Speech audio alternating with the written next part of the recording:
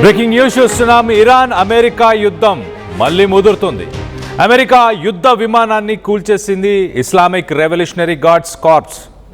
బుషేర్ అనే ఒక ప్రాంతంలో అమెరికా యుద్ధ విమానాన్ని పేల్చేసినట్లు ఇరాన్ మీడియాలో వార్తలు వస్తున్నాయి. ఇరాన్ నేషనల్ టెలివిజన్లో ఈ వార్తలు వచ్చాయి. సోషల్ మీడియాలో కొన్ని వీడియోలు వైరల్ అవుతున్నాయి. మరోవైపు ఇరాన్పై భీకర దాడులకు అమెరికా ఆర్మీ సిద్ధమైంది.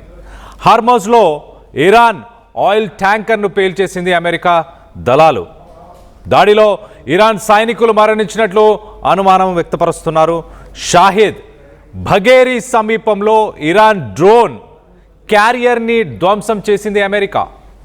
రెండు దేశాలు పరస్పర దాడులతో మిడిల్ ఈస్ట్లో ప్రస్తుతానికి హై టెన్షన్ వాతావరణం నెలకొనుంది.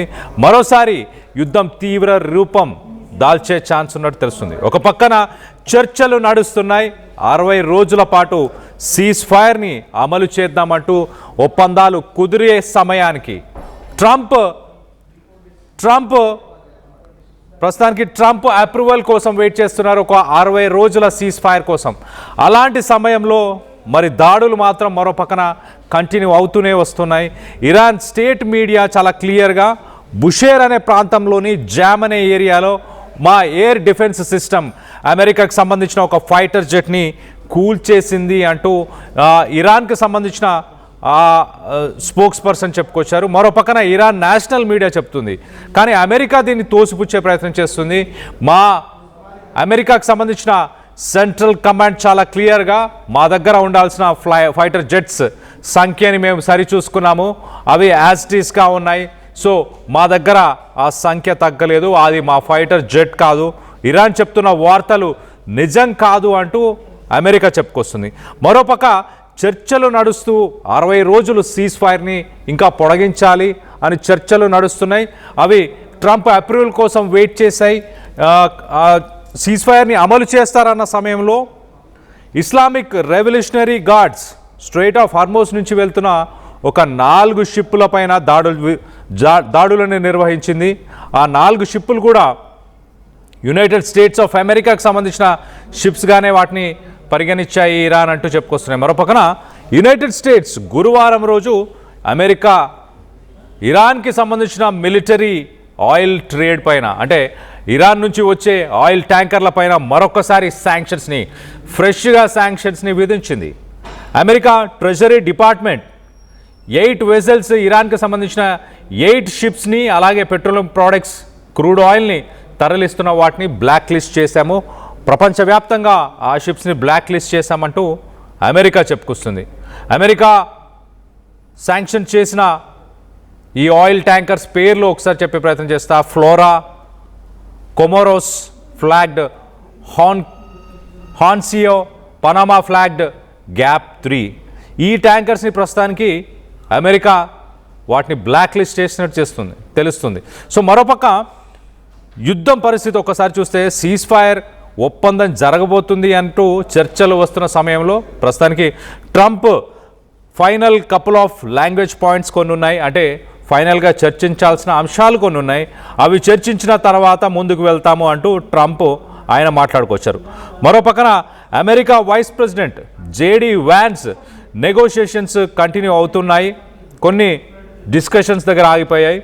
ఇరాన్కి సంబంధించిన తాస్నిమ్ న్యూస్ ఏజెన్సీ మాత్రం ఈ వాదన ట్రంప్ అలాగే అమెరికా వైస్ ప్రెసిడెంట్ వీళ్ళు చెప్తున్న వాదనని కొట్టిపారేస్తుంది. మరో పక్కన ఒక్కసారి ఆ ఫైటర్ జెట్ కుప్పకూలిపోయిన ఆ విజువల్స్ని ఒక్కసారి చూసే ప్రయత్నం చేద్దాం.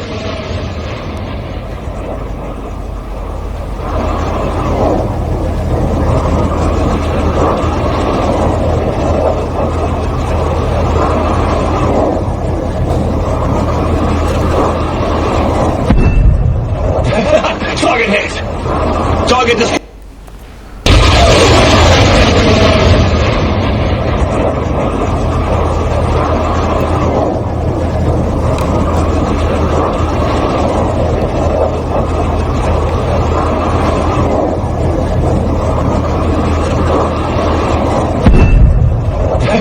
Target hit. Target destroyed.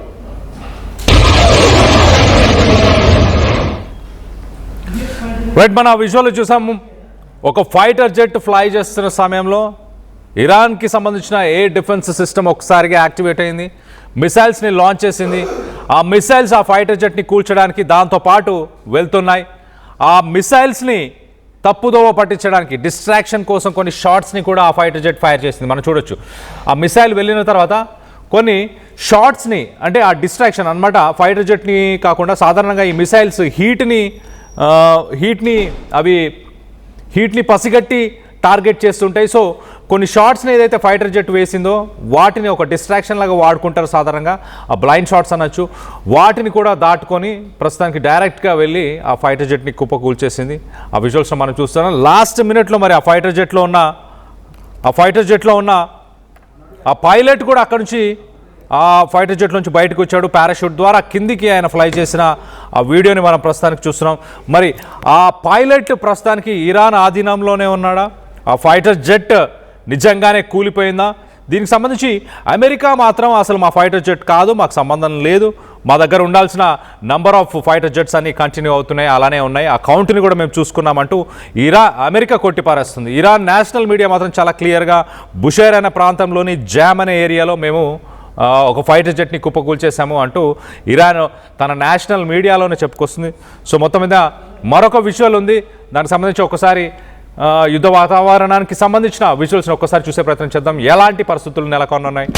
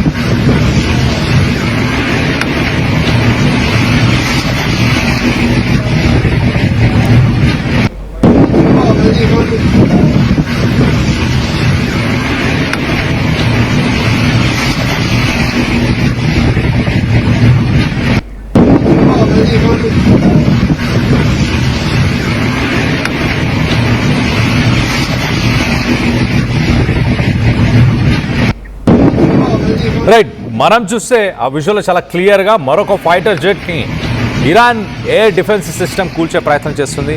ఆ ఎయిర్ డిఫెన్స్ సిస్టమ్ ఎంత పటిష్టంగా పనిచేస్తుందో ఒక ఎగ్జాంపుల్గా చూపించే ప్రయత్నం ఇరాన్ చేస్తుంది. మరొకన రైట్ సైడ్ విషయంలో మనం చూడొచ్చు, ఇరాన్ నిన్న స్ట్రైట్ ఆఫ్ హార్మోజ్ నుంచి వెళ్ళడానికి ప్రయత్నం చేసిన ఒక 4 షిప్స్ని ఇరాన్ టార్గెట్ చేసింది. వాటిపైన కాల్పులు కూడా జరిపినట్టు తెలుస్తుంది. దానికి సంబంధించిన విజువల్స్ని మనం చూస్తున్నాం.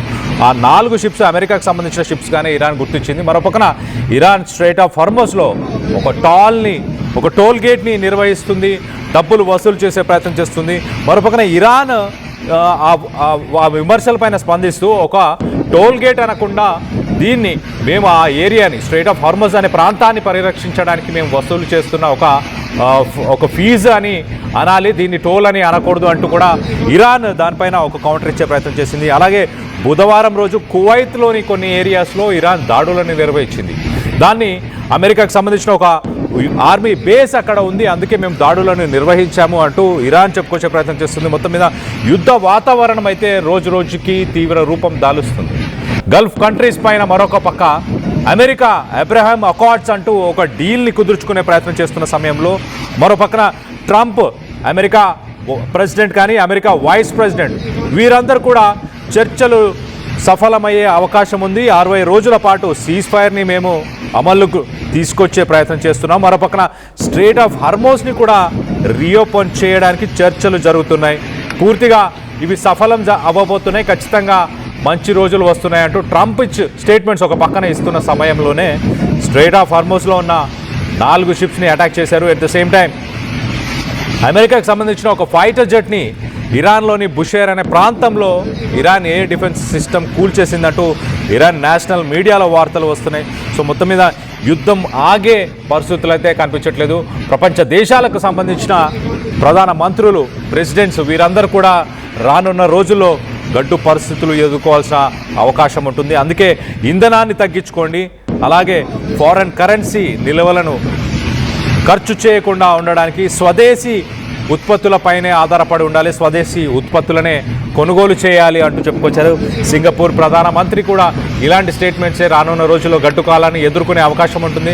2026లో ఆర్థిక మాంద్యం అలాగే అన్ఎంప్లాయ్మెంట్ రెండు కలిసి, అంటే ఒక పక్కన ఇన్ఫ్లేషన్, మరో పక్కన అన్ఎంప్లాయ్మెంట్ రెండు కలిసి స్టాగ్ఫ్లేషన్ అనే ఒక కొత్త సిట్యువేషన్ని మనం ఎదుర్కొనే అవకాశం ఉంటుంది. 1970లో ఏదైతే ఆయిల్ కొరత ఏర్పడి ప్రపంచ దేశాలు ఒక స్టాగ్ఫ్లేషన్ని ఎదుర్కొన్నాయో అలాంటి గడ్డు పరిస్థితులు ఈ సంవత్సరం మనం ఎదుర్కొనే అవకాశం ఉంటుంది అంటూ వరల్డ్ బ్యాంక్ కూడా చెప్పుకొస్తున్న పరిస్థితి. సో మొత్తం మీద వాస్తవానికి ట్రంప్ తీసుకున్న డెసిషన్స్ వల్లే ఇలాంటి పరిస్థితులను ప్రపంచ దేశాలు ఎదుర్కొంటున్నాయి.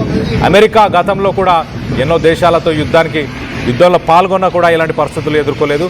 సో ప్రస్తుతం ట్రంప్ వల్లే ఈ పరిస్థితులు ఎదుర్కొంటున్నాము అంటూ ప్రపంచ దేశాలు కూడా ఆలోచనలో పడిపోయినట్టు తెలుస్తుంది. దీనికి సంబంధించి మీరేమనుకుంటున్నారు? రానున్న రోజుల్లో అలాగే ఇప్పుడు ఎదుర్కొంటున్న పరిస్థితులకి కారణం ఎవరు అని మీరు భావిస్తున్నారు? మీ అభిప్రాయాలని కింద కామెంట్ రూపంలో తెలియపరచండి. అలాగే యుద్ధం ముగిసిందని మీరు భావిస్తున్నారా? సీజ్ ఫైర్ అమలులోకి మరొక 60 రోజుల సీజ్ ఫైర్ అమలులోకి వస్తుందని మీరు భావిస్తున్నారా? మీ అభిప్రాయాలు ఏంటనేది కింద కామెంట్ రూపంలో తెలియపరచండి.